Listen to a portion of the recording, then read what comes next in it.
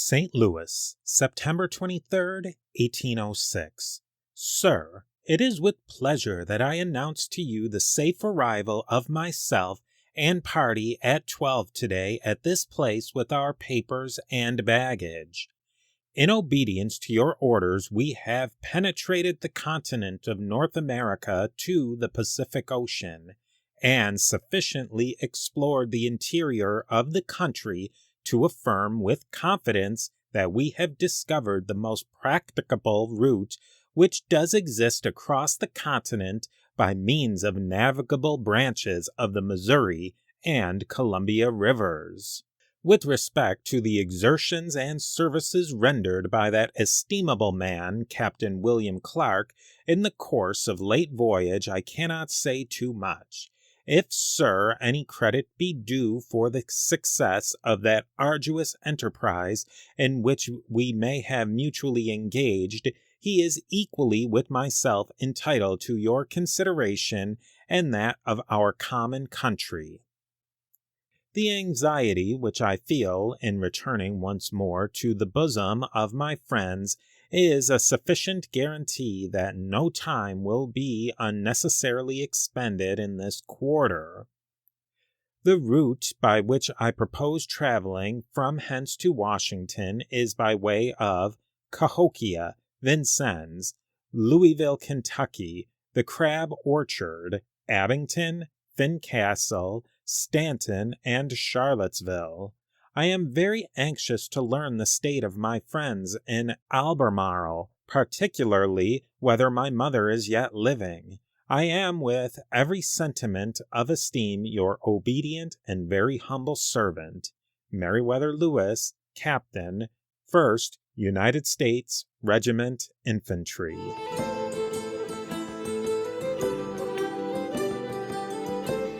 This letter, from which an excerpt served as our opening quote for this episode, was a coda to a journey that spanned thousands of miles and crossed a continent. Since they set off from their camp near St. Louis on May 14, 1804, Meriwether Lewis, William Clark, and their compatriots in the Corps of Discovery had encountered many peoples and seen sights unimaginable to their contemporaries on the east coast of North America.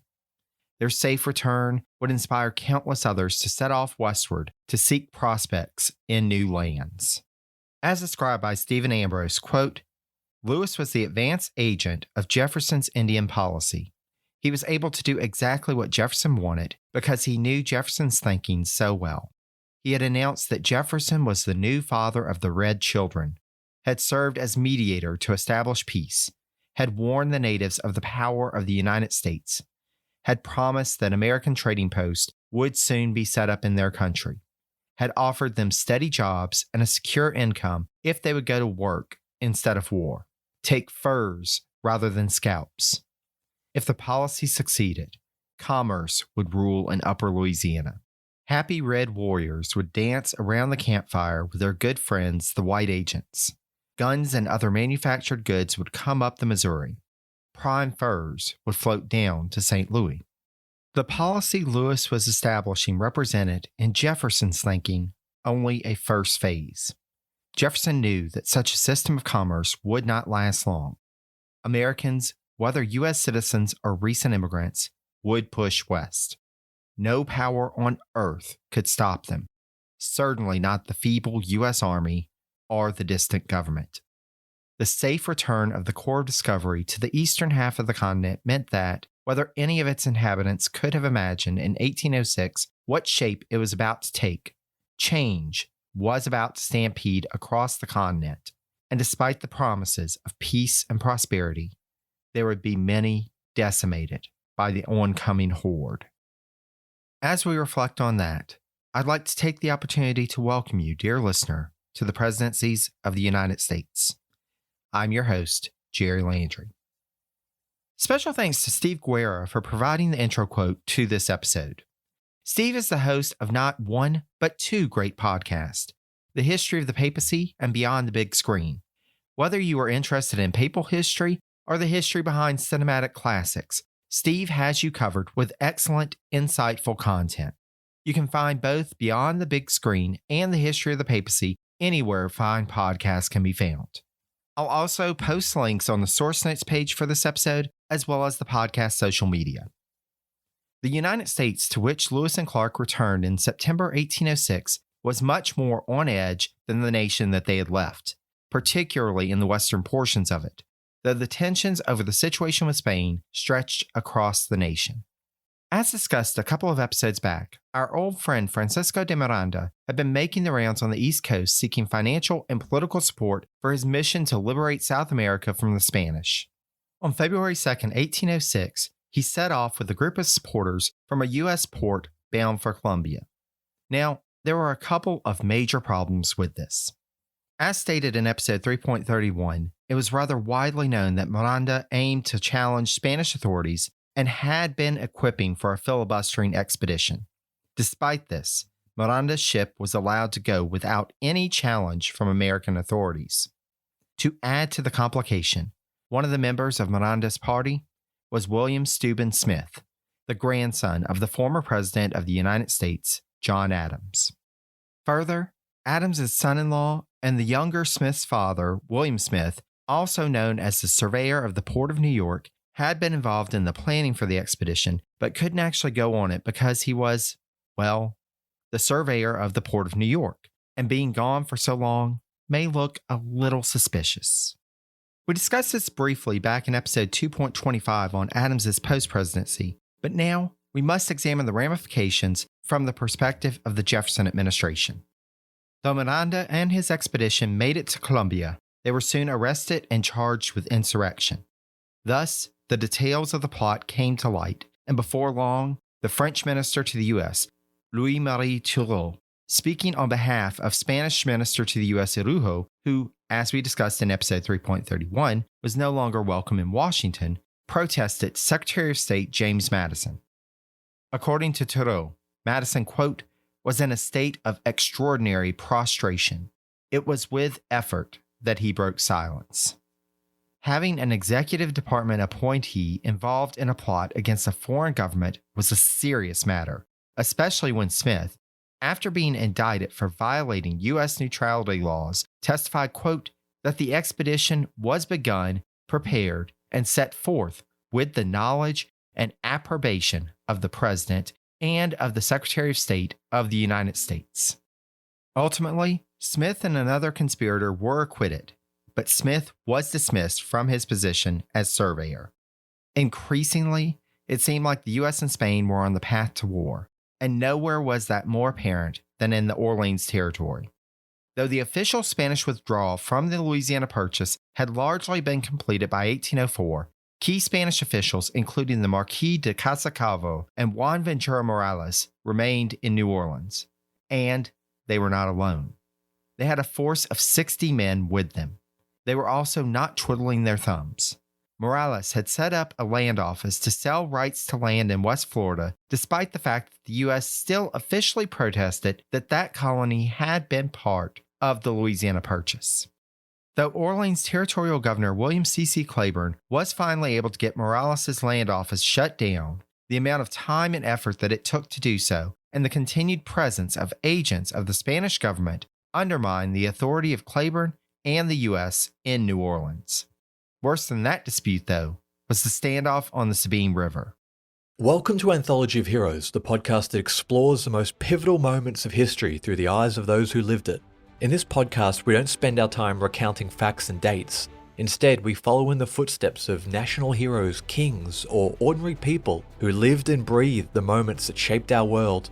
We're not hemmed in by eras, borders, or religions. Instead, we seek out the tales of those who defied the odds and fought passionately for their beliefs. Whether they're right or wrong is up to you to decide.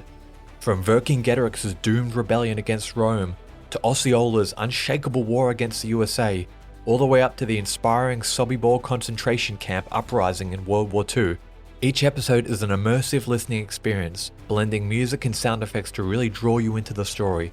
Our episodes go for about 45 minutes, making them perfect for your commute, and are crafted using a wealth of historical sources which I list on our website if you want to learn more. I'm the host, Elliot Gates, and I'm thrilled to have you joining me as we uncover history's hidden gems and illuminate the faded pages of our past. Look out for the Anthology of Heroes podcast on Spotify, Apple Music, or anywhere else you get your podcasts from. As discussed last episode, the Freeman expedition up the Red River had been turned away by Spanish forces before completing its mission. And, as noted by historians Donald Chipman and Harriet Denise Joseph, quote, Anglo-Americans to the east of the Speen were particularly incensed by this display of Spanish high-handedness since the determination of the western boundary of Louisiana had not been reached. On the Spanish side, the troop buildup had by June 1806 reached nearly 1,400 men, with the majority of that number in the vicinity of Nacogdoches. This had not gone unnoticed by the American government, and again, as noted last episode, the Jefferson administration had ordered the commanding general of the U.S. Army, General James Wilkinson, to the border to address the situation. Because of his position in St. Louis, Wilkinson was the only person readily on hand in the western U.S. with the authority and the know-how to take control of the troops and position them to properly defend the nation on that border. Wilkinson, however, was missing in action, and with each passing day, it seemed that Wilkinson was not going to take action in time. As we know from previous episodes, dear listener, at this point in history, Wilkinson was a man with conflicted loyalties. Though he was the top-ranking officer in the Army and the governor of the Louisiana Territory, Wilkinson was also a secret agent who had pledged his loyalty to the Spanish crown, as well as a conspirator plotting with Aaron Burr. As noted by Wilkinson biographer Andrew Linkletter, quote, if he, i.e. Wilkinson, acted as a loyal commander against Spain, its invasion was easily countered. If he acted as a Spanish agent, the consequences were incalculable. Protected by the army, New Orleans was safe. Left vulnerable, it could fall to assault from the Mississippi or to an internal revolt. Unsupported by Wilkinson, Burr could be contained. Supported by Wilkinson, and the military following he could count on, Burr's conspiracy became a genuine insurrection.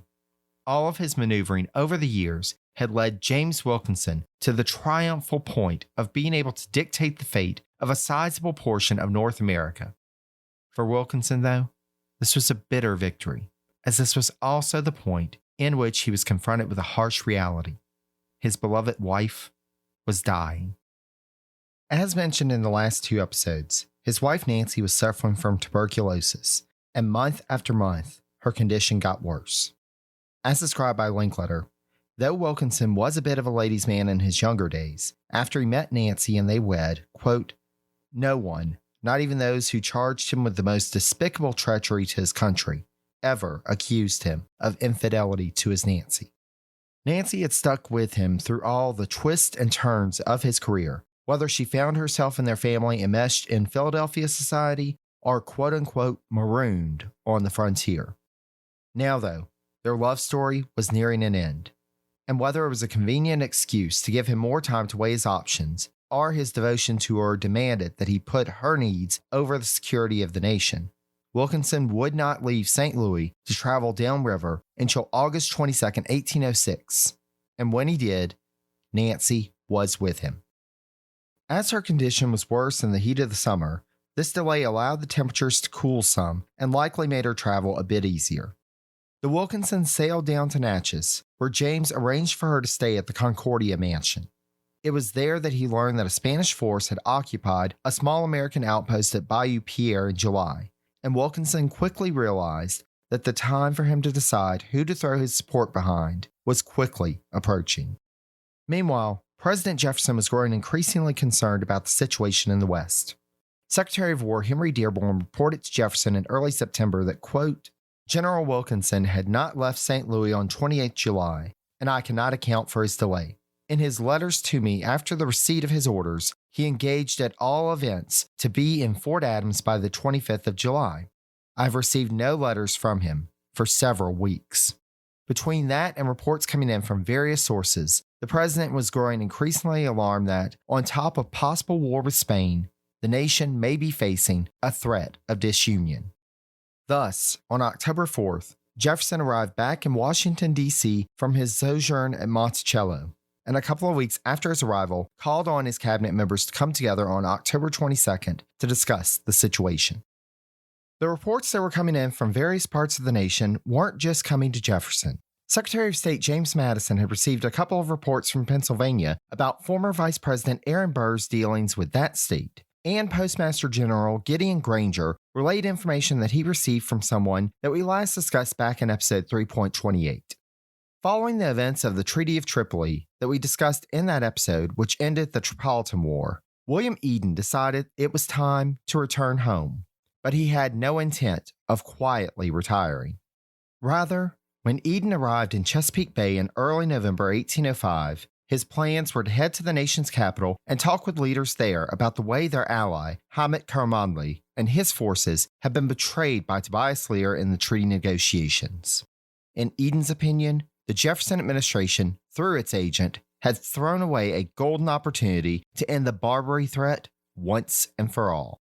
As described by Richard Zacks, though, until he reached Virginia, Eden had no inkling that he was returning as, quote, a national hero, and not just a minor celebrity, but a front page of every newspaper in America military hero.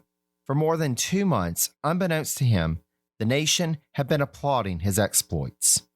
After being feted and lauded along the way, Eden arrived in Washington, D.C. on November 22, 1805, and immediately set about his business. As previously discussed, there was the matter of the debts that Eden was said to owe by the State Department. Seeing himself as having held up his end of the bargain, Eden wrote Secretary of State Madison asking that this debt be considered settled and requested compensation for other debt incurred in public service, asserting that, quote, my finances are low and I'm extremely desirous of returning to domestic life. The Jefferson administration, however, had one more request of Eden before they'd see about doing something about that debt. The president and his cabinet were committed to supporting the Treaty of Tripoli in order to end the war, and all of Eden's statements about how the administration had betrayed their partner Hamid was starting to get some traction in the press. Perhaps if Eden could just, clarify that the U.S. had never given a solid assurance to Hamid that they were going to help him claim the throne of Tripoli, the administration would show due appreciation for the returned hero. As Richard Zacks explained, quote, Eden stood yet again at a strategic crossroad in his life. He could back the president by downplaying his disappointment over the treaty and the handling of Hamid.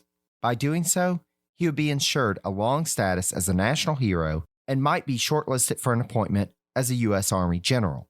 He also still owed the government the huge sum of $40,000 for his unsettled expenses in Tunis and could expect favorable treatment. Or he could stand honest to what he perceived as the administration's failings. If you can believe it, he actually followed the path less trodden and stood by his convictions. He informed the president that, quote, it is impossible for me to undertake to say that the Bashaw has not been deceived. Though Jefferson would not respond immediately, he did start gathering information that could be used against Eden. On January 13, 1806, Jefferson sent a special message to Congress about the Treaty of Tripoli in which he characterized Eden as a quote-unquote zealous citizen who was out of step with the administration. Again from Zacks, quote, the speech seemed well-crafted and apt to crush Eden, but Eden continued to have his supporters in the halls of power. As described last episode, Congress in 1806 was in a feisty mood and not as prone to accede to the wishes of the chief executive. Thus, the Senate set up a committee to investigate the situation of Hamid Karamanli and his request for aid from the U.S. After a short visit with his family, Eden returned to Washington, D.C. to testify before the committee. Now, we've returned to this winter of 1805-1806 in a few episodes, as there were so many diverse people who converged on the nation's capital at around the same time. Hopefully you'll remember, dear listener, that the former Vice President Aaron Burr was also around during this time, so it shouldn't surprise you that Burr and Eden's paths crossed. I should note that the accounts of their meetings come from Eden, and as noted by James Lewis Jr., quote, Eden's later disclosures took different forms and said different things over time. However, given Eden's well-known dispute with the administration, it is easy to understand why Burr would seek him out. As described by Zacks, quote, the two men began drinking together, sometimes in Washington taverns, often in private. Burr began to probe the open wound of Eden's anger at the administration over Tripoli and over Jefferson's recent attempt to humiliate him.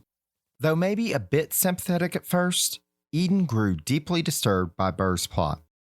Eden claimed to have met with Jefferson at the time in order to persuade him to send Burr on a diplomatic mission abroad, possibly to Spain or Britain, in order to get him away from the United States and thwart his plan. But there is reason to doubt whether this, in fact, actually happened. Regardless, by October 1806, Eden did find someone in Washington who was willing to listen to him: his fellow New Englander, Postmaster General Gideon Granger. Granger, in turn, looped Secretary of State Madison in to hear Eden's details about his conversations with Burr about the plot. By late November, information supplied by Eden found its way into a Boston newspaper.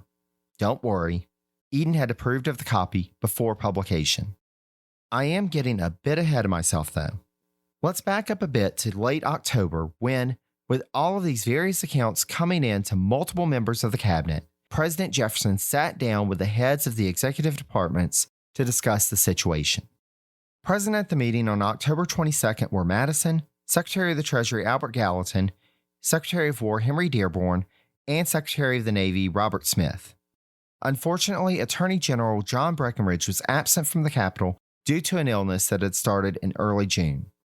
Breckinridge had attempted to heal himself by going to a health spa at Olympian Springs, as was the fashion at the time, and though he had experienced a brief upswing, he soon found himself ill again and had, in fact, written to the president the day prior to the cabinet meeting, apologizing that his plans to return to Washington were delayed. Though initially assembled to discuss the situation with Spain, the cabinet soon turned its attention to all of the information coming in about Burr's plans. As Jefferson summarized in his notes on the meeting, quote, "During the last session of Congress, Colonel Burr, who was here, finding no hope of being employed in any department of the government, opened himself confidentially to some persons on whom he thought he could rely, on a scheme of separating the Western from the Atlantic states and creating the former into an independent confederacy. He had before made a tour of those states, which had excited suspicions, as every motion does, of such a Catalonian character. The administration ultimately agreed unanimously to send, quote, confidential letters to the governors of Ohio, the Indiana Territory, the Mississippi Territory, and the Orleans Territory, and to the district attorney of Kentucky, of Tennessee, and of Louisiana to have Burr strictly watched and arrested, quote, if he committed any overt act unequivocally. Now, looking at the list of folks to be sent letters is rather telling. The fact that the governors of Kentucky and Tennessee were omitted from being notified tells that the administration felt they may have been compromised in Burr's numerous visits there with some of the leading figures of those states. The omission of the governor of the Louisiana Territory, though, Jefferson explained in his notes on the cabinet meeting. Quote, General Wilkinson, being expressly declared by Burr to Eden to be engaged with him on this design as his lieutenant or first in command, and suspicions of infidelity in Wilkerson being now become very general, a question is proposed, what is proper to be done as to him on this account, as well as for his disobedience of orders received by him June 11th at St. Louis, on which business he did not leave St. Louis till September. After 3 administrations, dear listener, is this finally the time when Wilkinson's past catches up to him? The cabinet met again 2 days later to discuss how to address the imminent threat to New Orleans, be it from the Burr conspiracy or the Spanish. Given all of the effort that had been expended to secure that city and its crucial strategic position near the mouth of the Mississippi River, it was clear that steps would need to be taken to ensure that it remained in American hands. Thus, with another unanimous decision, the administration decided to reach out to Captains Edward Preble and Stephen Decatur to take command of a naval detachment based in New Orleans that would be augmented by the USS Argus and 8 gunboats sent from the East Coast. Preble would be the senior commander and, in consultation with Orleans Territory Governor William C.C. Claiborne, would, quote, have great discretionary powers. An agent would also be sent on Burr's trail with the authority to consult with governors along the way and, quote, arrest Burr if he has made himself liable. The cabinet deferred making a decision about Wilkinson, though it did intend to send communications to various governors to be on guard for, quote, any surprise of our ports or vessels. Finally, after so many warnings and alarms, the administration was taking swift action, or so it appeared that day.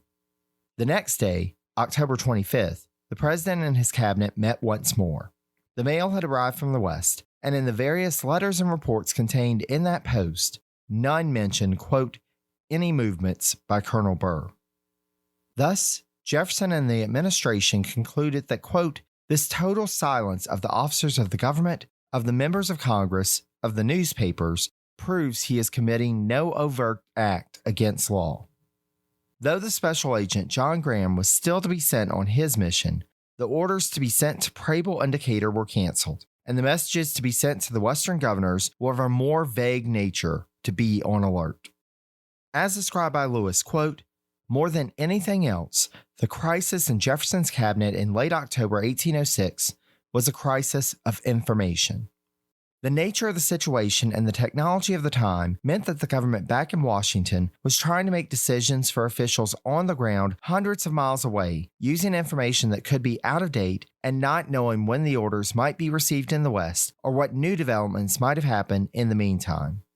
Starting to move forces from other parts of the nation, in addition to not knowing when exactly those forces would be in place, also meant sending up some red flags that something was amiss. After the initial reaction, it seems that, upon reflection, the president and his advisors saw that, though the various reports they had received warned of a conspiracy, there was nothing in any of the information that they had on hand, which was a true smoking gun. There was no incontrovertible proof of the conspiracy, just speculation, observations, and hearsay. Even Joseph Hamilton Davis, the district attorney in Kentucky, who had done the most thorough investigation to date, hadn't returned anything that was admissible in court. No, they had to catch Burr in the act. They knew he was scheming and resourceful, and it was obvious that, even after being politically sidelined and scandalized, Burr was going to continue to be a threat, unless they could convict him by the book. If they acted too quickly and he got wind that the administration was on to him, he'd just go underground until the coast was clear and he could try again. Thus, the administration opted for caution. Again from Lewis, quote, the very fact that Graham carried and used a cipher key provides early evidence that the administration did not trust the mail. Any letter from Graham to Washington would have passed through the hands of numerous postmasters and post riders. A few well-placed agents would have sufficed to intercept all letters addressed to the president or department heads from the Ohio Valley. Though they needed as much information as they could get, the president and the cabinet could not trust that Burr didn't have agents poised to control the few threads of communication between East and West. Though the administration wouldn't learn until later what was happening, let's head west to see just what was going on. General Wilkinson in Natchez got word of the reports in the Western World newspaper of his role as a Spanish agent. Wilkinson dismissed the rumors and joked to the Surveyor General of the Mississippi Territory, Isaac Briggs, that, quote, it must appear strange to you that I, a Spanish officer, am now on my way to fight the Spaniards. But it seems that concerns were growing in Natchez, just as they were in Washington, that the commanding general of the army may pull a Benedict Arnold at any given moment. Still, Wilkinson proceeded from Natchez up the Red River to the headquarters of the commander on the ground, Colonel Thomas Cushing, where he arrived on September 22nd. Wilkinson finally appearing on site put an end to months of confusion and delay. Cushing had attempted to hold things together, but his authority was limited, and he had received conflicting orders from Secretary of War Henry Dearborn and General Wilkinson. Meanwhile, Governor Claiborne and the Mississippi Territory's acting governor, Cowles Meade, had attempted to cobble together a plan involving militia to see their respective territories through until the regular army was in place to defend against Spanish attacks. But Claiborne had trouble getting the militia in his territory together, and, as noted by Claiborne biographer Joseph Hatfield, quote, Claiborne was never quite certain as to how much support he would be able to command from the people of New Orleans. Wilkinson had the authority to actually make things happen, but the question remained just what exactly he would do with his authority and the 1,200 men gathered at Natchitoches. Wilkinson reached out to the Spanish leaders to see about both sides gathered on the border calling a timeout to allow their respective governments time to negotiate. With what seemed like little warning, Spanish General Nemesio Salcedo ordered the withdrawal of troops from east of the Sabine River at the end of September. Rather than enjoy the respite provided by this easing of tensions, General Wilkinson went into action. In terms of the military, he prepared to occupy the land up to the Sabine River. Politically, he wrote Senator Samuel Smith, Democratic Republican from Maryland, urging that, quote, you, i.e., Congress, should immediately put a competent character at the head of the War Department and prepare to reinforce me with from 3,000 to 5,000 more troops.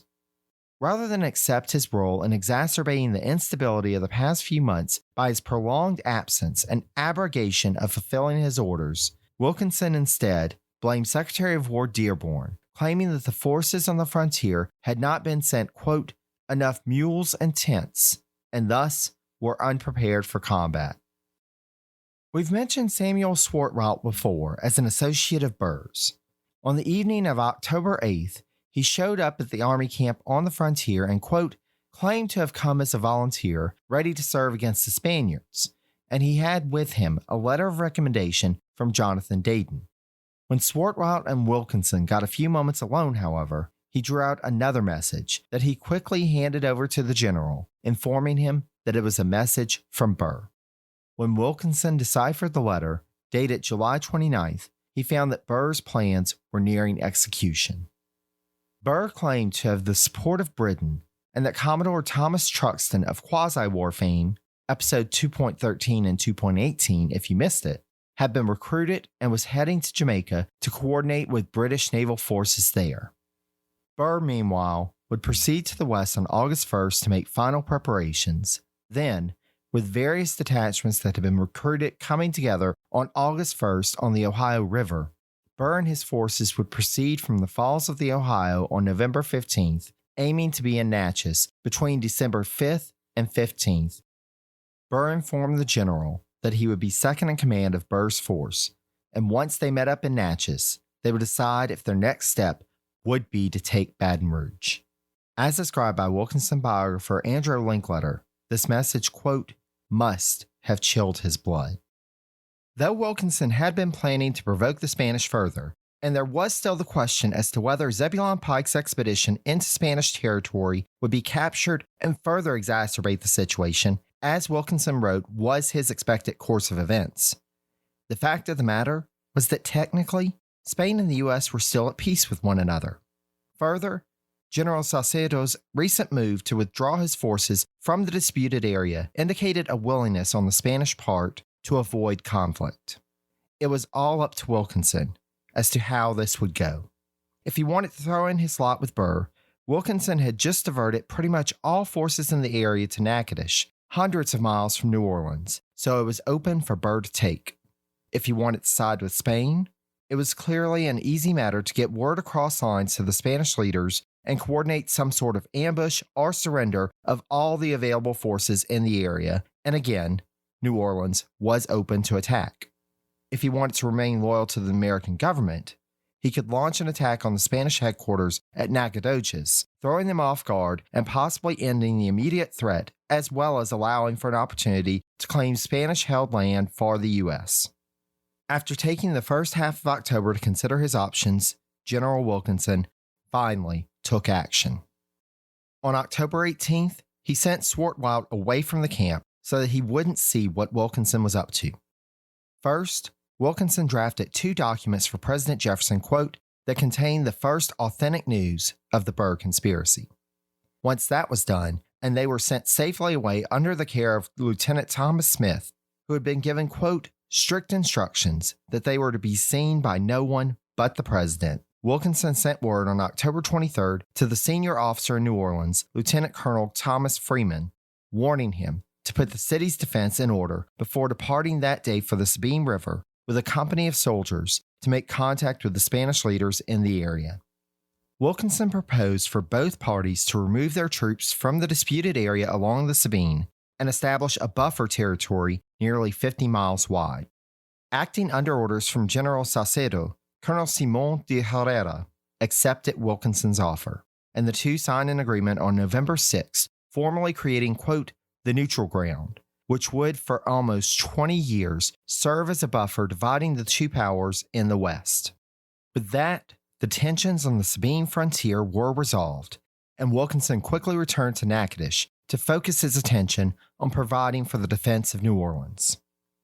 Before we leave General Wilkinson, I think it important to take a moment to reflect on just how much power to change the course of events Wilkinson had at this point in history. Here is a man who 3 presidents had received reports warning that he was not to be trusted, but the fate of the United States and the future of the Mississippi Valley and possibly beyond was in his hands. As noted by Linkletter, quote, it is impossible not to find Jefferson's prolonged dealings with Brigadier General James Wilkinson equivocal and troubling. Knowing his past as a spy, the president still trusted him as commander-in-chief. More than that, he added civil and diplomatic posts to the general's military command until at a crucial moment, Wilkinson single-handedly possessed enough power to decide the fate of the nation. Around the same time that the president and his cabinet were deliberating what to do about the West, word arrived in Washington, D.C. of Lewis and Clark's safe return to St. Louis. It was likely in the same mail packet that made the administration reconsider their course that Lewis's letter of September 23rd arrived. Thus, though in the midst of crisis, Jefferson could take some comfort from the knowledge that his young protege would soon return to the president's house. Likewise, one can imagine that the president was somewhat relieved when, on November 3rd, the British minister to the U.S., Anthony Merry, presented his letter of recall and took his formal leave of the American government. Now, with any change of government, then as now, there was the possibility of diplomats sent abroad to be recalled. But in Merry's case, as he was firmly in the Pittite camp, the new Foreign Secretary, Charles James Fox, thought him unacceptable to retain at his post and sent word to Merry a month after his taking office that Merry was to be recalled. The excuse he gave was due to Merry's, quote, long-continued ill health. Naturally, when Merry learned in early May of his recall, he knew it was not out of any concern for him.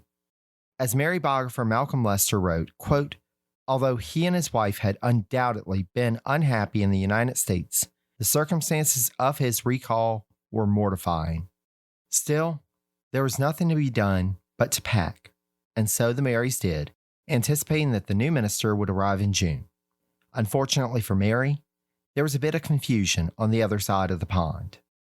The original person intended to take the post, Thomas Douglas, the Earl of Selkirk, was instead named as a representative peer in the House of Lords from Scotland. Thus, Fox had to find a replacement. As noted by William Masterson, at the time, quote, because of Yankee bumptiousness and republicanism and the absence of European social amenities, the American appointment remained so unpopular that the few British diplomatic veterans peremptorily declined it. Even junior diplomats accepted a Washington post, hoping it to be a brief interlude. The man that Fox chose as Merry's replacement, however, was not even a junior diplomat. David Erskine was the son of, quote, a Scottish Foxite lawyer of urbane manners and celebrated wit, and was described as a, quote, typical product of the Whig aristocracy. Again from Masterson, for this 24-year-old appointed to a diplomatic post on the other side of the Atlantic, quote, his American errand was a substitute for the Continental Grand Tour then unavailable to Englishmen. Though months would go by before Erskine's arrival, as soon as he arrived in Washington, Merry relinquished his post and set about getting his affairs in order.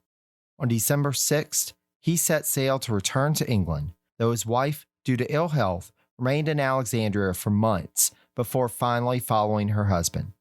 As we bid farewell to Merry, I should note that, quote, despite the unfavorable views of American contemporaries, Merry's colleagues in the diplomatic service continued to hold him in high esteem. Indeed, by the fall of 1807, Mary had been given a special assignment to travel to Denmark to engage in talks regarding the British seizure of the Danish fleet to prevent it from falling into Napoleon's hands. The mission, however, went nowhere, as the Danes refused to even allow Mary into their country. Mary's last diplomatic posting would be as minister to Sweden, a post that he would only hold for a few months. Again from Leicester, quote, "Although for his long service Mary received a pension and the customary gift of gold plate, he did not, at least in the beginning, accept retirement in his 53rd year with equanimity, and he complained that his letters to the Foreign Office went unanswered." Ultimately, though, Mary settled in and turned his attention to matters closer to home. He would live for a few more decades, finally passing away on June 14, 1835.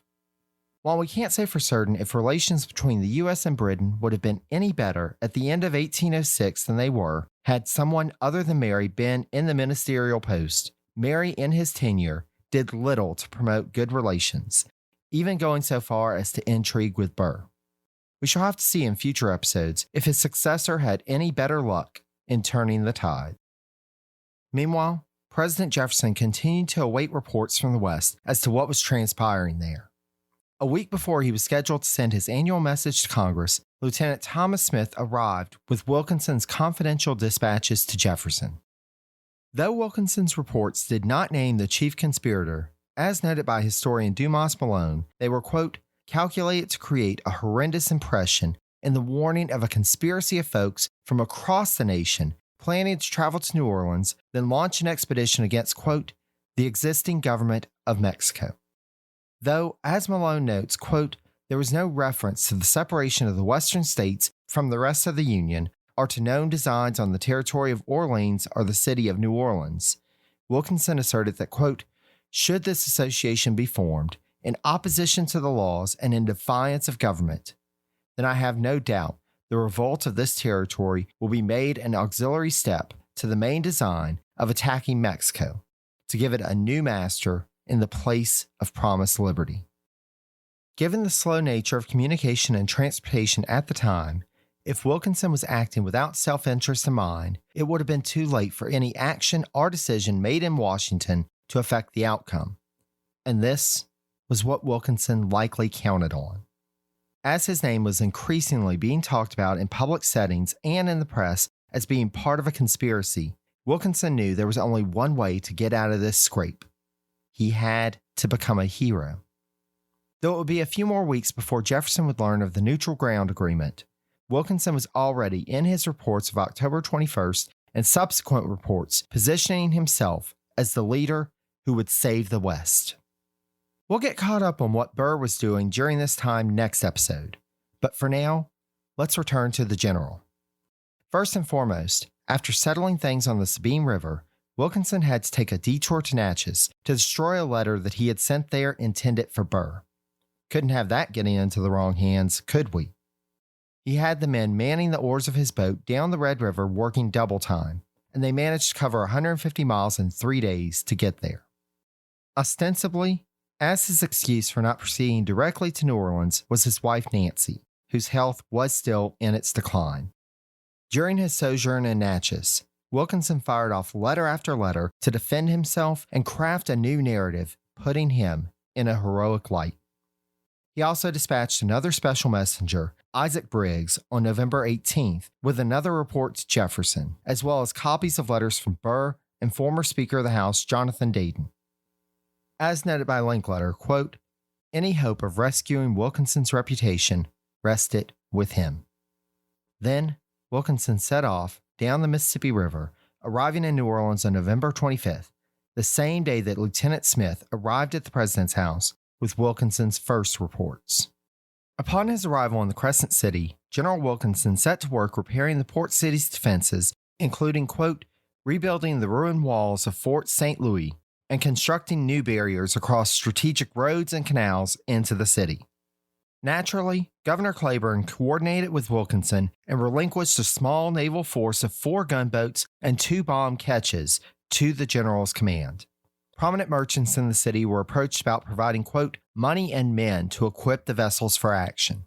For his part, Wilkinson did some covert reconnaissance, making contact with 2 of Burr's agents in New Orleans James Alexander, and Eric Bullman, and pretended to still be in support of the conspiracy to gain all the information that he could from them. Though they were working towards the same goal, Claiborne and Wilkinson were not on the same page as to how to proceed. Claiborne argued that, rather than waiting for Burr's forces to arrive in New Orleans, they should call up the militia and travel upriver to intercept them. Wilkinson, meanwhile, was completely focused on defense and proposed that martial law be declared and the writ of habeas corpus suspended in New Orleans. Habeas corpus is a legal writ guaranteeing that, quote, a judge may inquire into the legality of any form of loss of personal liberty, no matter what form the detention takes or what level of government it occurs at. Habeas corpus protects against groundless detention. Claiborne denied Wilkinson's request, though we should note that, beyond any personal objections that he may have had to declaring martial law and suspending habeas corpus, the governor had received word from acting Mississippi Territory Governor Meade, as well as Andrew Jackson, that Wilkinson was not to be trusted. Claiborne did act to institute, quote, an embargo on ships leaving the port during the emergency. This, however, was deemed insufficient by Wilkinson, and on December 14th, he took action in what his own biographer described as, quote, what amounted to a military coup in the city. We'll learn exactly what action Wilkinson took next time, but for now, we must return to Washington, D.C. before we part ways. After receiving Wilkinson's initial reports, President Jefferson decided that he had to take some action at least, even if it wasn't quite as bold as he may have liked. Thus, on November 27, 1806, he issued a proclamation informing the public of information that he had received of citizens that, quote, are conspiring and confederating together to begin and set on foot, provide and prepare the means for a military expedition or enterprise against the dominions of Spain. Because of these reports, quote, I have therefore thought fit to issue this, my proclamation, warning and enjoining all faithful citizens who have been led without due knowledge or consideration to participate in the said unlawful enterprises to withdraw from the same without delay, and commanding all persons whatsoever engaged or concerned in the same to cease all further proceedings therein, as they will answer the contrary at their peril, and incur prosecution with all the rigors of the law. At this point, though, that was all of the action that the president could take. He had sent warnings to governors, the commanding general of the army was on the scene to take charge of military forces, and a special agent was working to track down Burr. All Jefferson could do was sit at the president's house, attend to the mundane business of government, and wait to see what happened hundreds of miles away. In the waiting, though, he was joined a month after issuing his proclamation by an absent companion. Even in the midst of the crises of late 1806, Jefferson had been thinking of Meriwether Lewis and his imminent return. The president talked with Treasury Secretary Albert Gallatin about what would be a proper post for Lewis to take up now that he had returned from a successful expedition. He couldn't go back to just being Jefferson's private secretary after all. They both agreed that Lewis should be named as governor of the Louisiana Territory now that Wilkinson was being moved out of that office.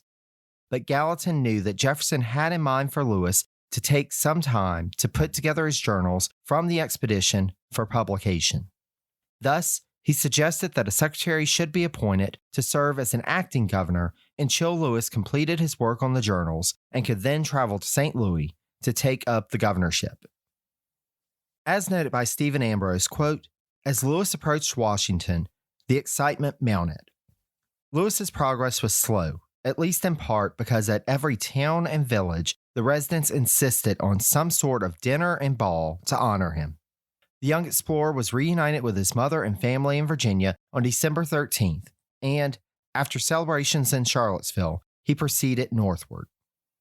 Finally, late in the day on December 28th, Meriwether Lewis returned to Washington, D.C. after having traversed the continent of North America.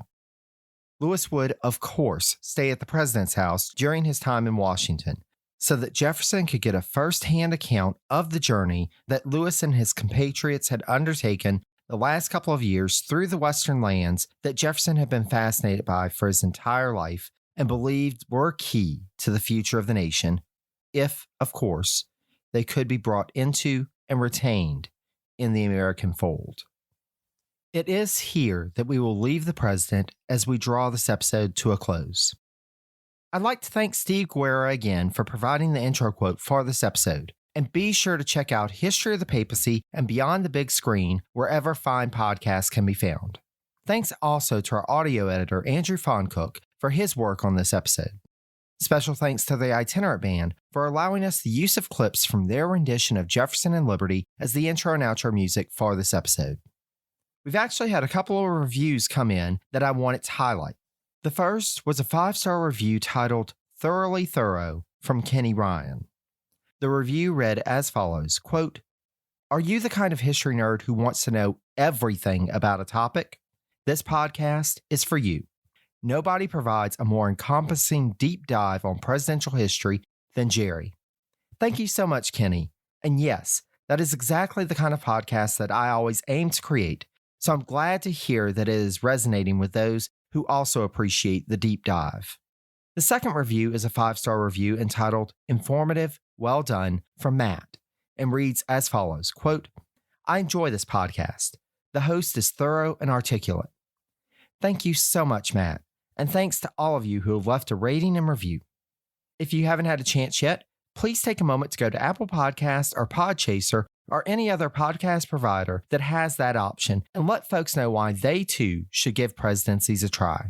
It's a quick and easy way to give this podcast a boost and support the work. If you have a question or comment, you can reach out to me in multiple ways. I'm available via email at presidenciespodcast, all one word, @gmail.com. You can also connect with me on social media if you haven't already. I'm on Facebook at Presidencies, on Twitter at Presidencies89, and on Instagram at Presidencies Podcast, again, all one word. Thank you so much for listening. I'm currently anticipating 7 more episodes in the Jefferson series, including the post-presidency episode, so I hope you'll stick around to see what his final couple of years in office have in store. Believe me, it's a rather action-packed couple of years. Until next time, stay safe and healthy, be kind to one another, and take care, dear friends.